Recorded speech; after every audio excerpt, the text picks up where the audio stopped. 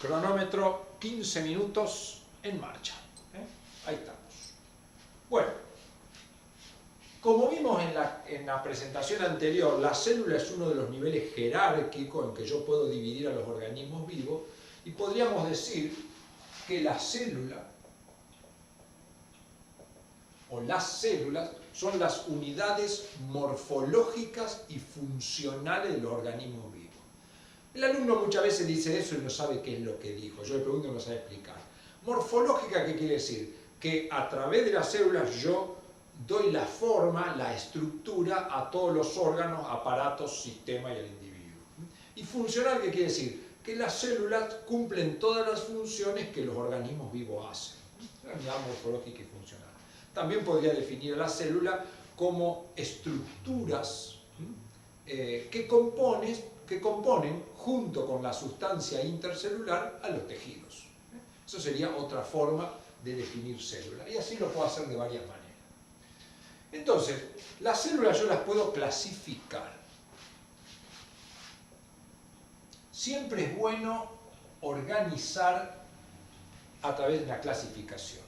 Yo las células las puedo clasificar de varias maneras y una forma de clasificar a las células es a través de la presencia del núcleo. ¿Qué es el núcleo? Ya lo vamos a ver, es una porción de la célula donde se almacena el ADN básicamente. Entonces, si la célula tiene núcleo, se dice que es eucariota, y si no tiene núcleo, es procariota. Las células de nuestro organismo son células eucariotas porque todas tienen núcleo, con raras excepciones. En cambio, los procariotas básicamente son las bacterias. Cabe aclarar en este momento, por ejemplo, el coronavirus es un virus, no es una célula, no cae dentro de eso, una estructura que se va fuera de esa organización jerárquica. Entonces, esa es una clasificación según la presencia del núcleo o no. También es interesante a la célula utilizarla para clasificar a los individuos u organismos. Si yo tengo una célula, tengo lo que se llama un organismo unicelular,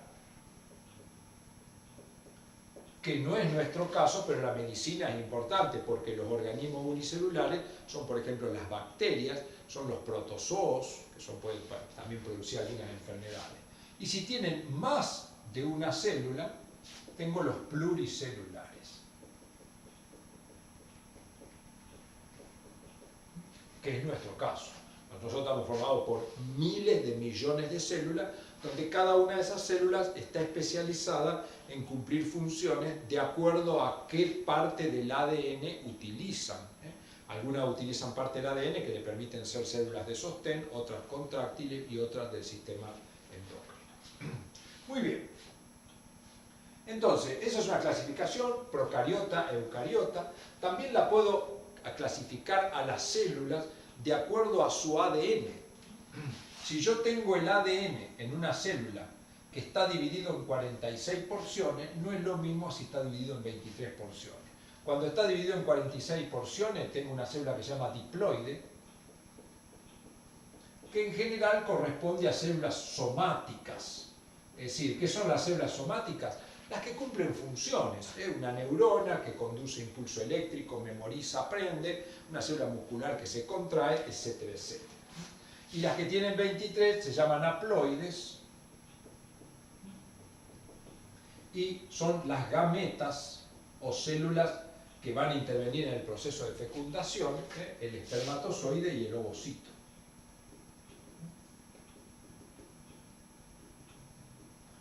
Así podría clasificar las células de 1000 maneras distintas, buscando alguna diferencia. Pero lo que nos junta acá es estudiar células y tratar de ver básicamente una descripción de su estructura. Imposible avanzar en la carrera de medicina si no tengo un conocimiento claro de la célula. Entonces, una célula somática, eucariota humana, que son las más comunes, la podemos dividir básicamente en tres partes. La membrana plasmática,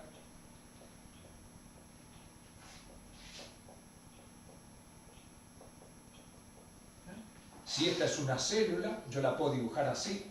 La membrana plasmática es la estructura que envuelve a la célula y que la separa del medio ambiente. Y está en contacto con lo que conocemos como citoplasma. O sea que por un lado se relaciona con el medio ambiente, por otro lado por el citoplasma. Esa membrana plasmática es una bicapa, o sea, son dos capas de lípidos que estudiamos en la clase anterior, de fosfolípidos. Es decir, lípidos con rol estructural, y el principal rol estructural es construir esa membrana. Además de esta bicapa lipídica, fosfolipídica, tiene proteínas en la membrana, debe tener proteínas, que en la membrana pueden cumplir diversas funciones, pero las funciones más importantes de las proteínas de membrana, podríamos decir que son básicamente dos: receptores o transportadores.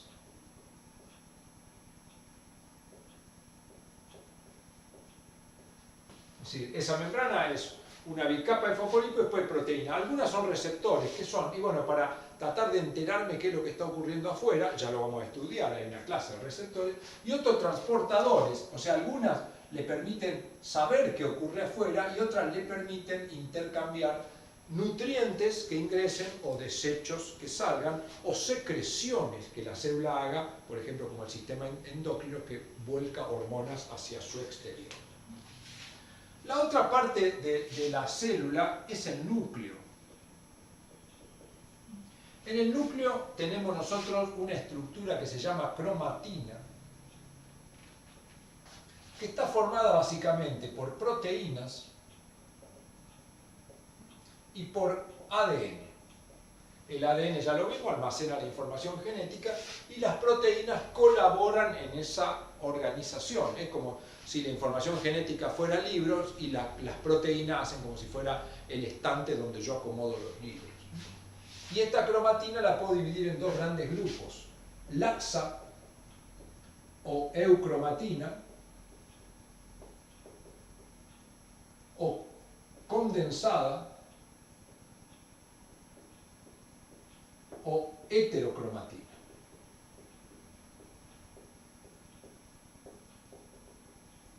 ¿La diferencia cuál es? La heterocromatina, yo en un microscopio la voy a ver como si fueran zonas más oscuras, y lo que queda clarito es la eucromatina, que no la puedo ver, se parece hueca. Pero entonces el núcleo básicamente lo que almacena es la información genética. Y después tenemos las organelas, orgánulos, que son estructuras que voy a encontrar dentro del citoplasma. O podríamos hacer mejor, llamar citoplasma, y este citoplasma lo voy a dividir en dos grandes grupos. El citosol, que es una zona del citoplasma formada por macromoléculas que estudiamos, básicamente proteínas y agua, básicamente, no quiere decir que no haya otra cosa, y las organelas. Dentro de las organelas son estructuras que se diferencian, las puedo dividir en dos grandes grupos: las membranosas y las no membranosas.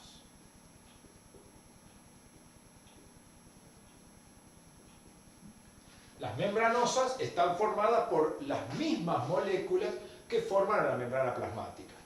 Muy bien. ¿Se está escuchando bien? Después vamos a ver las preguntas que hay ahí. Entonces la divido: aquellas que están formadas por membranas se llaman membranosas, las que están formadas por otras estructuras se llaman no membranosas. Dentro de las membranosas vamos a hacer un nombre, definición y función. Mitocondrias. como la red conceptual lo indica, las mitocondrias son organelas membranosas que encuentro en el citoplasma de las células eucariotas humanas. Entonces, ahí me queda la definición. Su principal función, digo principal porque no es la única, pero es la producción de energía.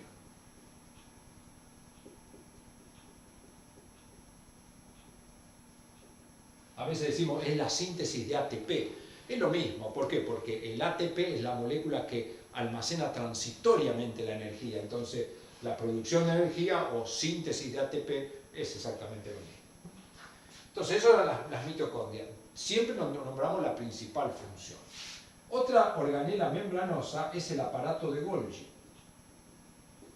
El aparato de Golgi, la función que tiene es procesar proteínas. No sintetizar, sino procesar.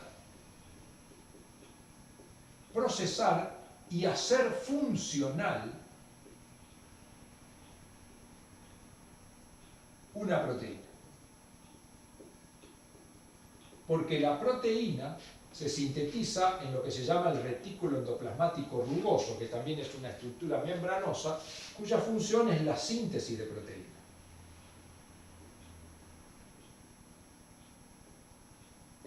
El retículo endoplasmático rugoso es una estructura membranosa que tiene los ribosomas que vimos hoy. Entonces el retículo endoplasmático rugoso es la fábrica. Sintetiza la proteína, pero muchas veces la proteína necesita ser procesada y perfeccionada. Eso ocurre en el aparato de Golgi. Muy bien. Otra estructura membranosa son los lisosomas. Los lisosomas están especializados en la degradación de estructuras, en la lisis de estructuras, en la digestión. Es como si fuera el estómago de una célula. Entonces podemos poner digestión de estructuras. Habitualmente estructuras externas. Puede haber vacuolas, que son vesículas como pelotas con membrana que incluyen algunos elementos, por ejemplo, de fagocitosis. Cuando una célula come algo del medio ambiente, muchas veces forma una vacuola. Peroxisomas también son vacuolas que tienen enzima y están especializados muchas veces en degradar algunos compuestos como el peróxido de hidrógeno. Y dentro de las no membranosas tenemos a los ribosomas, que como vimos recién, son las fábricas de proteínas que no basta con la fábrica, necesito el ARN que venga del núcleo, necesito la energía y necesito los aminoácidos. Y este ribosoma puede ser libre, es decir, hallarse suelto, y esto va a permitir sintetizar proteínas de uso interno. Es decir, si yo necesito una proteína que cumpla la función en el núcleo, se sintetizan ribosomas libres. Si no, el ribosoma se pega al RER y produce la síntesis de proteínas de exportación. Cuando una célula, la proteína que sintetiza, tiene que cumplir su función afuera, como si fueran los anticuerpos generados por mi sistema inmune luego que me vacunen, eso se sintetiza en el retículo endoplasmático rugoso. Después tenemos los centríolos, que son estructuras tubulares que la función que tienen es generar microtúbulos y participan en el proceso de mitosis o división celular y también en la constitución de las cilias y los flagelos. Y después tengo a los microtúbulos y microfilamentos,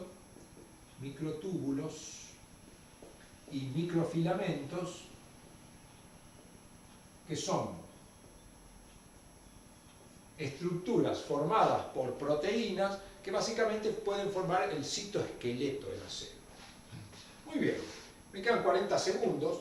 A la célula le puedo agregar, por ejemplo, acá en la membrana plasmática, algunas especializaciones.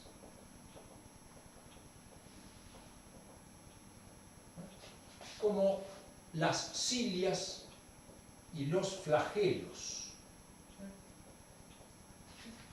¿Qué es una cilia o un flagelo? Una parte de la membrana que queda como una colita así, y habitualmente esto se mueve, y esa cilia o flagelo sirven para la movilidad o para que la célula, como bracito así, vaya empujando cosas para allá. ¿Vieron cuando por ahí en un recital, el cantante del recital se tira sobre los fans y los fans lo van pasando así? Bueno, eso es lo que harían las cilias y los flagelos, es desplazar cosas. Muy bien. Y ahí cumplimos con los 15 minutos como teníamos que cumplir y desarrollamos todo lo que teníamos que desarrollar.